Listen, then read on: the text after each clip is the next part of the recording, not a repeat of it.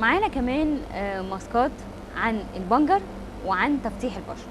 الحقيقه احنا هنجيب بنجر عادي خالص زي ما نجيبه في السوق، وهنغسله وهنقطع منه الاجزاء، الجزء اللي من فوق والجزء اللي من تحت، وهنسلقه عادي بقشره.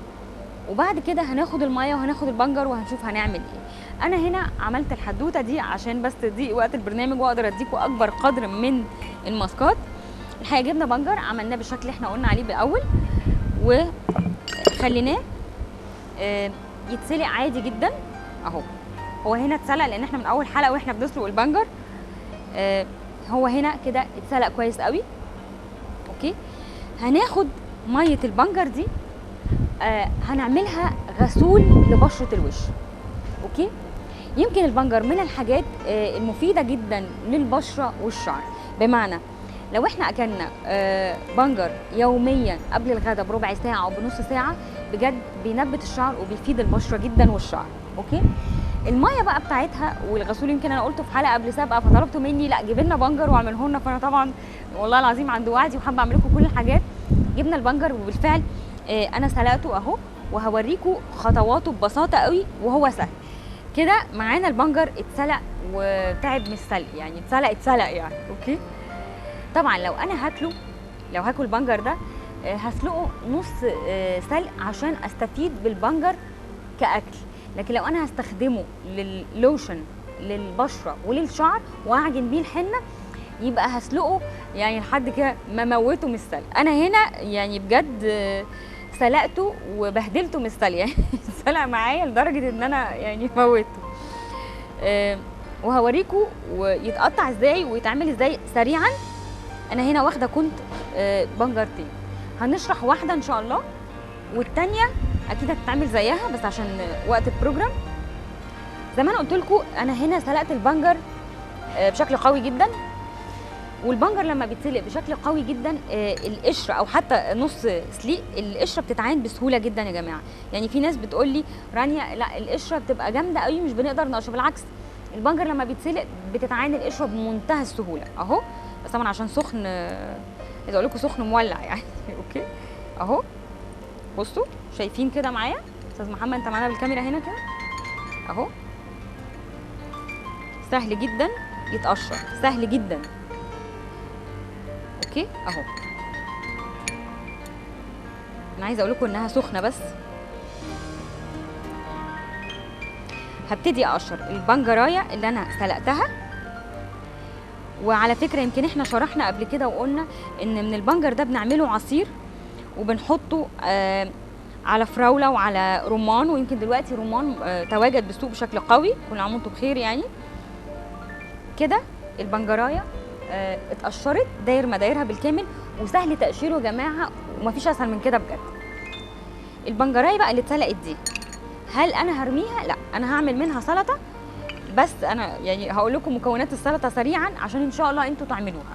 اوكي، بجيب البنجرايه اللي اتسلقت دي، بس احنا قلنا لما نكون هناكله هتبقى مسلوقه نص سلق، يعني لما اضرب السكينه فيها كده ما تبقاش طريه، تبقى جامده. اوكي، هنا انا سلقته بشكل قوي قوي عشان هشتغل منه، عشان انزل طبعا عصاره البنجر كلها وفوائد البنجر كلها للبشره وللشعر، وهعمل بيه حنه كمان. طيب في حاله بقى ان احنا هنعمله سلطه، هنقطع ثمره البنجره الواحده اربع قطع بس، يعني نصين وادي كده قطعتين. تمام، يبقى عندي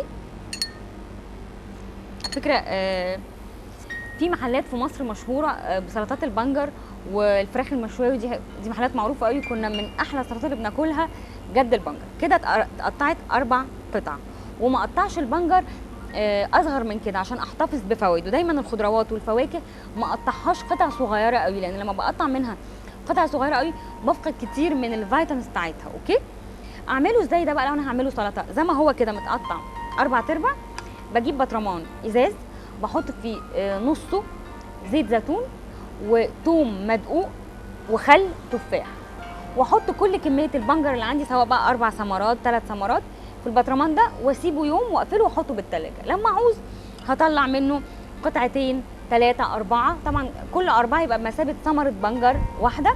اكلها قبل الغداء بربع ساعه بنص ساعه بساعه مفيش مشكله. ممكن اخليها سناكس ما بين الوجبات.